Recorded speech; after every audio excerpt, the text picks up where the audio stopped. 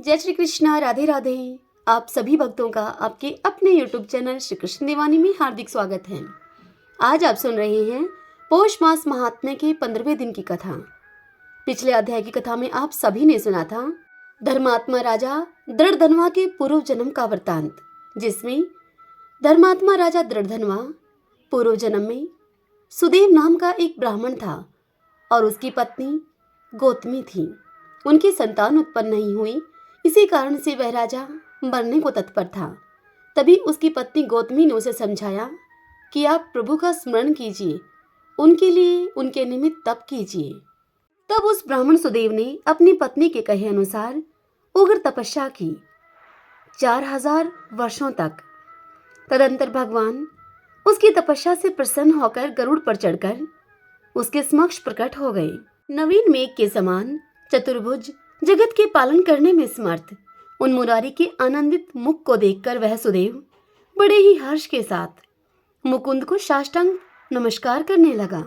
अब आज हम इससे आगे की कथा का श्रवण करेंगे, तो आइए सर्वप्रथम भगवान का स्मरण करते हुए आप सभी मेरे साथ बोलिए, ओम सूर्याय नमो नमः, ओम नमो नारायण, ओम नमो नारायण। महर्षि वाल्मीकि राजा दृढ़धनवा से इस कथा का वर्णन करते हुए कहते हैं कि हे राजन, जब इस प्रकार अपने पूर्व जन्म में तुमने अपनी उग्र तपस्या करने के बाद भगवान को प्रसन्न कर लिया, तुम्हारे समक्ष भगवान श्री हरि प्रकट हो गए, तब तुम उनकी स्तुति करने लगे और उनके आगे बैठ गए। तब भगवान तुम्हारी ऐसी स्तुति को सुनकर मेघ के समान गंभीर वाणी में तुमसे बोले कि हे वत्स, तुमने बड़ा घोर तप किया है, इसलिए अब तुम्हारी जो इच्छा हो सो वर मांग लो। तब सुदेव बोला कि हे नाथ, जो आप मुझ पर प्रसन्न हुए हैं, तो मुझको आप एक श्रेष्ठ पुत्र दीजिए। इस प्रकार ब्राह्मण सुदेव के ऐसे वचनों को सुनकर श्री भगवान उससे बोले कि हे वत्स, पुत्र का सुख विधाता ने तेरे भाग्य में नहीं लिखा है। मैंने तेरे भाल पट के अर्थात तेरे भाग्य के सभी अक्षर देखे हैं, परंतु उनमें 7 जन्मों में भी तुझे पुत्र का सुख नहीं लिखा है। भगवान के ऐसे वज्र प्रहार जैसे निष्ठुर वचनों को सुनकर जड़ से कटे हुए वृक्ष की भांति वह सुदेव ब्राह्मण इस प्रकार पड़े हुए अत्यंत ही दुखी हुआ और स्वामी को पुत्र के सुख से रहित देखकर अब वह रोने लगा। फिर वह स्त्री धैर्य को धारण करके अपने पड़े हुए पति से इस प्रकार से बोली। गौतमी ने अपने पति सुदेव से कहा कि हे नाथ, आप धीरज को धारण कीजिए, उठिए, जो विधाता ने ललाट में लिख दिया है वह सुख हो या दुख हो अवश्य ही भोगना पड़ेगा। सुदेव ब्राह्मण की उस पत्नी के, गौतमी के, उस स्त्री के तीव्र शोक से युक्त ऐसे वचनों को सुनकर उत्पन्न दुख से कांपता हुआ गरुड़ भगवान विष्णु से कहने लगा कि हे हरे, आप इस शोक सागर में डूबी हुई ब्राह्मणी को तो देखिए और इन गिरते हुए आंसुओं से व्याकुल इन ब्राह्मण सुदेव को देखिए। हे दीनबंधो, आपके दुखों को न सहने वाली दया अब कहाँ गई। श्री नारायण भगवान देवर्षि नारद से इस कथा का वर्णन करते हुए आगे कहते हैं कि हे नारद, जब इस प्रकार गरुड़ के ऐसे वचनों को सुना भगवान श्री विष्णु ने, तब श्री विष्णु भगवान गरुड़ से अमृत समान इस प्रकार से वचन बोले। श्री भगवान ने गरुड़ से कहा कि हे खगवर, इस ब्राह्मण को एक एक इसके मन के अनुकूल इसे पुत्र शीघ्र दें। इस प्रकार हरि के अनुकूल वचनों को सुनकर गरुड़ ने अत्यधिक प्रसन्न होकर उस सुदेव ब्राह्मण को अति ही सुंदर एक पुत्र दिया। हरि ओम तत्सत। ओम सूर्याय नमो नमः, ओम नमो नारायण, ओम नमो नारायण। भक्तजनों, आज के यह अध्याय की कथा यहीं पर पूर्ण हुई। इससे आगे की कथा कल हम अगले अध्याय में सुनेंगे। आइए अब हम श्रीमद् भगवद गीता के आज के अध्याय के ज्ञानों उपदेश को सुने। ओम श्री परमात्मने नमः। श्री भगवान अर्जुन से बोले, हे महाबाहो, फिर भी मेरे परम रहस्य और प्रभाव युक्त वचन को तो सुन, जिसे मैं तुझ अतिशय प्रेम रखने वाले के लिए हित की इच्छा से कहूंगा। मेरी उत्पत्ति को अर्थात लीला से प्रकट होने को न देवता लोग जानते हैं और न ही महर्षि जन ही जानते हैं, क्योंकि मैं सब प्रकार से देवताओं का और महर्षियों का भी आदि कारण हूँ, जो मुझको अजन्मा अर्थात वास्तव में जन्म रहित, अनादि और लोगों का महान ईश्वर तत्व से जानते हैं। वह मनुष्यों में ज्ञानवान पुरुष संपूर्ण पापों से मुक्त हो जाता है। निश्चय करने की शक्ति, यथार्थ ज्ञान, असमूढ़ता, क्षमा, सत्य, इंद्रियों को वश में करना, मन का निग्रह और सुख दुख, उत्पत्ति प्रलय और भय अभय तथा अहिंसा, क्षमता, संतोष, तप, दान, कीर्ति और अपकीर्ति, ऐसे ये प्राणियों के नाना प्रकार के भाव मुझसे ही होते हैं। 7 महर्षि जन, 4 उनमें से पूर्व में होने वाले सनकादि तथा स्वयंभू आदि 14 मनु, ये मुझ में भाव वाले सब के सब मेरे संकल्प से उत्पन्न हुए हैं, जिनकी संसार में यह संपूर्ण प्रजा है। जो पुरुष मेरी इस परम ऐश्वर्य रूप विभूति को और योग शक्ति को तत्व से जानता है, वह निश्चल भक्ति योग से युक्त हो जाता है। इसमें कुछ भी संशय नहीं है। मैं वासुदेव ही संपूर्ण जगत की उत्पत्ति का कारण हूँ और मुझसे ही सब जगत चेष्टा करता है। इस प्रकार समझकर श्रद्धा और भक्ति से युक्त बुद्धिमान भक्तजन मुझ परमेश्वर को ही निरंतर भजते हैं। निरंतर मुझ में मन को लगाने वाले और मुझ में ही प्राणों को अर्पण करने वाले भगतजन मेरी भक्ति की चर्चा के द्वारा आपस में मेरे प्रभाव को जनाते हुए और गुण तथा प्रभाव सहित मेरा कथन करते हुए ही निरंतर संतुष्ट होते हैं और मुझ वासुदेव में ही निरंतर रमण करते हैं। उन निरंतर मेरे ध्यान आदि में लगे हुए और प्रेम पूर्वक भजने वाले भक्तों को मैं वह तत्व ज्ञान रूप योग देता हूँ, जिससे कि वे मुझको ही प्राप्त होते हैं। हे अर्जुन, उनके ऊपर अनुग्रह करने के लिए उनके अंतःकरण में स्थित हुआ मैं स्वयं ही उनके अज्ञान जनित अंधकार को प्रकाश में तत्व ज्ञान रूप दीपक के द्वारा नष्ट कर देता हूँ।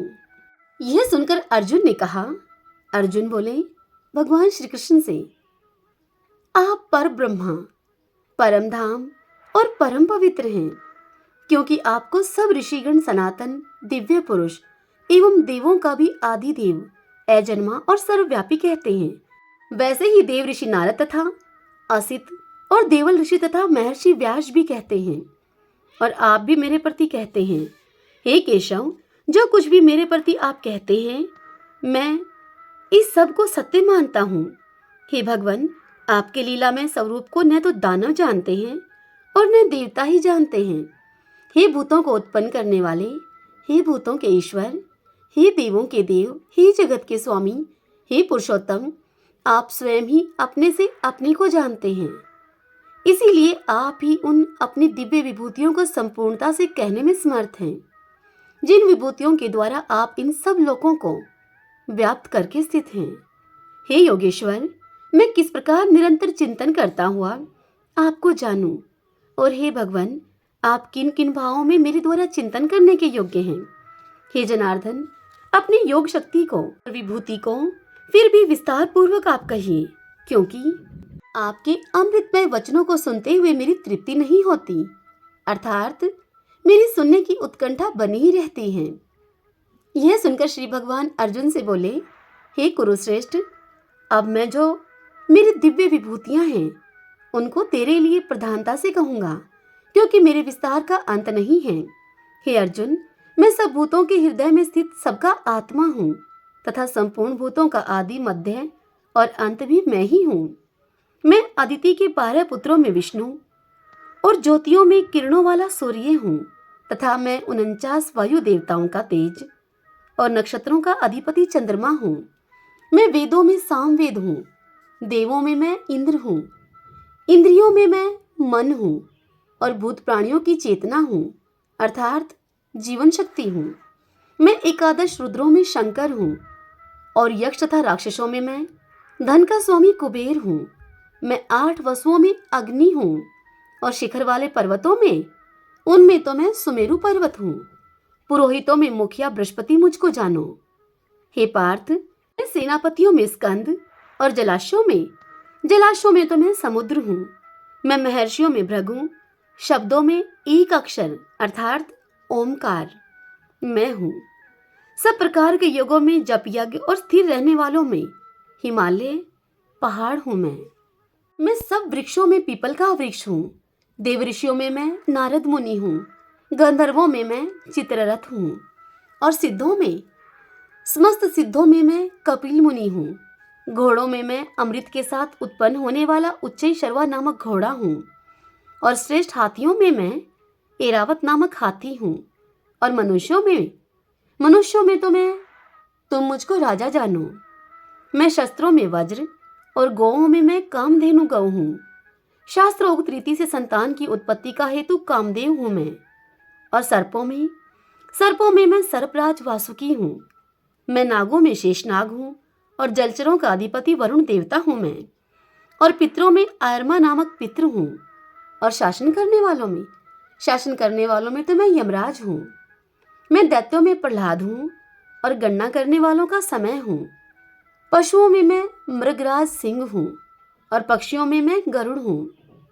मैं पवित्र करने वालों में वायु हूँ, और शस्त्रधारियों में मैं श्री राम हूँ, और मछलियों में मैं मगर हूँ। मगरमच्छ को कहा जाता है। और नदियों में मैं श्री भागीरथी गंगा जी हूँ। हे अर्जुन, सृष्टियों का आदि और अंत तथा मध्य भी मैं ही हूँ। मैं विद्याओं में अध्यात्म विद्या अर्थात ब्रह्म विद्या और परस्पर विवाद करने वालों का तत्व निर्णय के लिए किया जाने वाला वाद हूँ मैं। हे अर्जुन, मैं अक्षरों में आकार हूँ, और समासों में मैं द्वंद नामक समास हूँ। अक्षय काल अर्थात काल का भी महाकाल तथा सब और मुख वाला विराट स्वरूप, सबका धारण पोषण करने वाला भी मैं ही हूँ। मैं सबका नाश करने वाला मृत्यु और उत्पन्न होने वालों का उत्पत्ति हेतु हूँ। और स्त्रियों में मैं कीर्ति, श्री, वाक, स्मृति, मेधा, धृति और क्षमा हूँ। तथा हे अर्जुन, गायन करने योग्य श्रुतियों में मैं भृतसाम हूँ, और छंदों में मैं गायत्री छंद हूँ, तथा महीनों में मैं मार्गशीर्ष हूँ, और ऋतुओं में तो मैं बसंत हूँ। मैं छल करने वालों में जुआ हूँ, और प्रभावशाली पुरुषों का प्रभाव हूँ। मैं जीतने वालों का विजय हूँ, निश्चय करने वालों का निश्चय हूँ, और सात्विक पुरुषों का मैं सात्विक भाव हूँ। वृष्णि वंशियों में वासुदेव हूँ, अर्थात मैं स्वयं तेरा सखा हूँ। पांडवों में धनंजय हूँ, अर्थात तू। मुनियों में मैं वेदव्यास हूँ, और कवियों में मैं शुक्राचार्य कवि भी मैं ही हूँ। मैं दमन करने वालों का दंड अर्थात दमन करने की शक्ति हूँ मैं। जीतने की इच्छा वालों की नीति हूँ मैं। गुप्त रखने योग्य भावों का रक्षक मौन हूँ मैं, और ज्ञानवानों का तत्व ज्ञान भी मैं ही हूँ। हे अर्जुन, जो सब भूतों की उत्पत्ति का कारण है वह भी मैं ही हूँ, क्योंकि ऐसा चर और अचर कोई भी भूत नहीं है जो मुझसे रहित हो। हे परंतप अर्जुन, मेरी दिव्य विभूतियों का अंत नहीं है। मैंने अपनी विभूतियों का यह विस्तार तो तेरे लिए एक देश से अर्थात संक्षेप से कहा है। जो भी विभूति युक्त अर्थात ऐश्वर्य युक्त, कांति युक्त और शक्ति युक्त वस्तु है, उसको तू मेरे तेज के अंश की ही अभिव्यक्ति जान। अथवा हे अर्जुन, इस बहुत जानने से तेरा क्या प्रयोजन है? मैं इस संपूर्ण जगत को अपनी योग शक्ति के एक अंश मात्र से धारण करके स्थित हूँ। हरि ओम तत्सत। ओम श्री परमात्मने नमः। भक्तजनों, आज की यह कथा महात्म्य आपको कैसा लगा? यदि आपको यह पसंद आया हो तो इस वीडियो को आप लाइक करें, अपने अपनों के साथ जरूर शेयर करें, और कमेंट बॉक्स में जय श्री कृष्णा लिखिए। यदि अभी तक आपने हमारे चैनल श्री कृष्ण दीवानी को सब्सक्राइब नहीं किया है तो आप जरूर करें। बेल आइकन के बटन को भी प्रेस कर लीजिएगा ताकि आपको नए वीडियोस के सभी नोटिफिकेशन टाइम से मिल सके। जय श्री कृष्णा। राधे राधे।